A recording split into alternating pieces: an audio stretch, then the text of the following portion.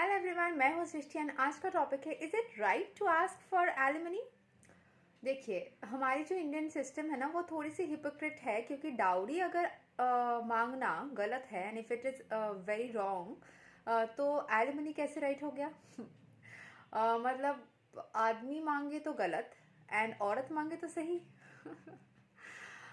मतलब किस तरीके से आप इसको जस्टिफाई करेंगे एलिमनी मांगने को, कि आपने अपना करियर नहीं रखा, आपने अपना कोई बैंक बैलेंस नहीं रखा, अभी आपने चलाने के लिए, अपना पेट चलाने के लिए आपके पास कुछ नहीं है, तो आपको अपने पति से पैसा चाहिए जब आप लोग अलग हो रहे हो, डिवोर्स ले रहे हो।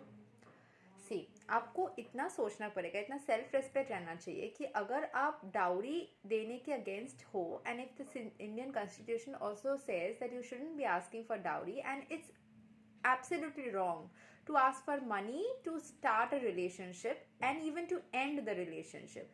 जैसे हम अगर कोई रिलेशनशिप में जाते हैं, हम साथ आते हैं, तो पैसा का लेन देन होता है क्या? तो मैरिज में कैसे?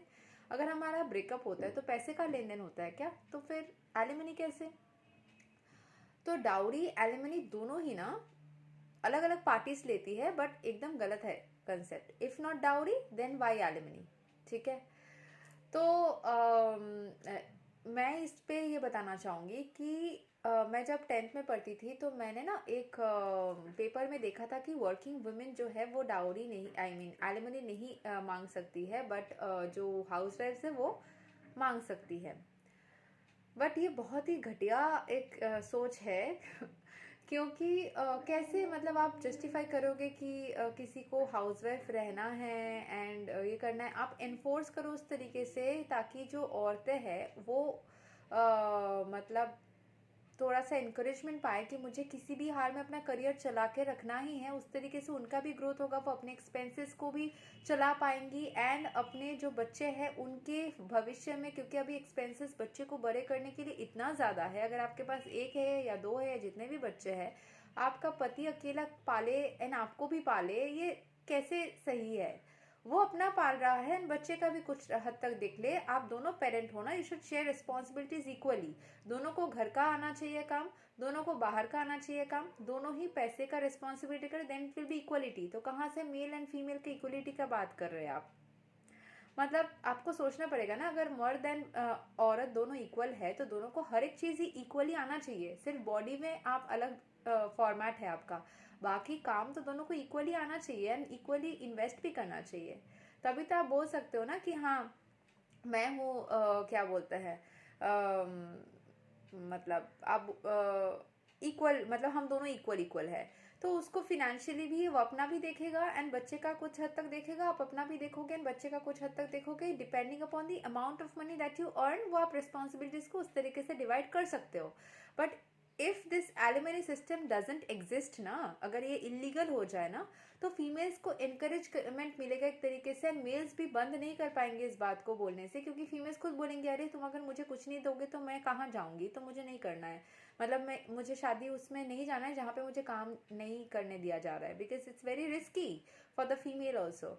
तो आप उस तरीके से फीमेल्स खुद भी इंकरेज होगी एंड अपना अपना एक्सपेंसेस अपने बच्चे को कंट्रीब्यूट करने के लिए, अपना बैंक बैलेंस बनाने के लिए, अपने सपनों को पूरा करने के लिए एक्सपेंसेस चलाती रहेंगी। एंड मैंने याद है मुझे, मैं 2 साल 1 1.5 साल पहले मैं एक सीरियल देखना स्टार्ट कर रही हूँ, बड़े अच्छे लगते हैं सीजन 2, जो कि सोनी टीवी में होता है, सोनी लिव ऐप में भी देखने को मिलेगा एंड आपको बहुत सारे वेबसाइट्स में उसके रिपीट टेलीकास्ट के लिंक्स भी मिल जाएंगे। वहाँ पे दिखाया गया था कि एक लड़की, उसका अरेंज मैरिज हो रहा था बिजनेसमैन राम कपूर के साथ में। मतलब वहाँ पे जो कैरेक्टर्स है प्रिया एंड राम, तो प्रिया को राम कपूर के जो सौतेली माँ है उन्होंने और उनके भाई ने मिलके कोई एक प्रीनप भेजा था, शादी का कॉन्ट्रैक्ट उसमें बोला जा रहा था, जिसमें कि ये लिखा था in any case if the couple gets divorce, तो वो लड़की एक भी पैसा एक भी रुपया क्लेम नहीं कर सकती है। And they had to sign a contract which I came to know recently from someone कि वो जो होता है वो कॉन्स्टिट्यूशन के अगेंस्ट होता है, वो इंटरनली आपस में कॉन्ट्रैक्ट होता है। They can sign a contract within themself, जैसे बिजनेस कॉन्ट्रैक्ट होता है, जैसे पर्सनल आप कोई कॉन्ट्रैक्ट करते हो, वैसे ही लीगल कॉन्ट्रैक्ट बना रहे हो, but it's not as per the constitution, it's something which you yourself are doing within you guys. ठीक है, तो I think this is a, मतलब मैंने जब ये देखा था मैंने सोचा this is a very good concept. At least मैं अपने जो भी शौहर जो भी पार्टनर जो भी हस्बैंड होंगे उनके लिए मैं ये करना चाहूँगी to make that person feel secure and to make it to ensure that the person doesn't claim to pay me in case we are like getting separated और we are staying together and says मैं तो तुम्हारे expenses चला रहा हूँ तो तुमको काम करने की जरूरत नहीं है. I wouldn't be allowing that, stating that कि मैंने साइन कर दिया भाई अगर तुम अभी चला रहे हो, इनकेस हम लोग अलग होते हैं तो उसमें मैं तुमसे कुछ नहीं मांग सकती एंड मैं कहाँ अपना एक्सपेंसेस चलाने के लिए अपने पेरेंट्स से मांगने जाऊंगी. मेरा उतना सेल्फ रिस्पेक्ट नीचे गिरा हुआ है क्या? So I should be having my career going on all the time. मेरे पास पॉइंट्स भी रहेंगे एंड उसके पास भी पॉइंट्स नहीं मतलब रहेंगे जिसमें वो मुझे स्टॉप नहीं कर सकता है टू कंटिन्यू माई करियर. तो हर तरीके से इट्स विन विन सिचुएशन. वो लड़के को भी कोई पैसा नहीं देना पड़ेगा, उस लड़की का भी अपना फ्यूचर, अपना करियर, अपना जो ड्रीम्स, अपना जो एस्टैब्लिशमेंट है वो भी खराब नहीं होगा. सो आई थिंक एलिमनी जो है वो बर्बादी है हर तरीके से. डाउरी जैसे बर्बादी है.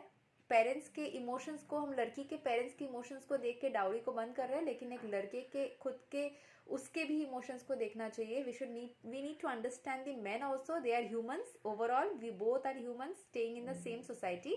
Mails, females, transgenders, any kind of like people.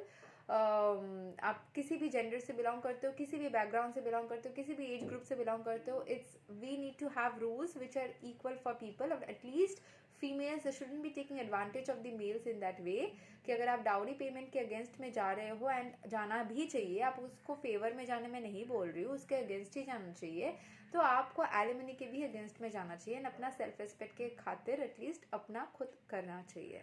Thank you so much. Take care. Bye bye.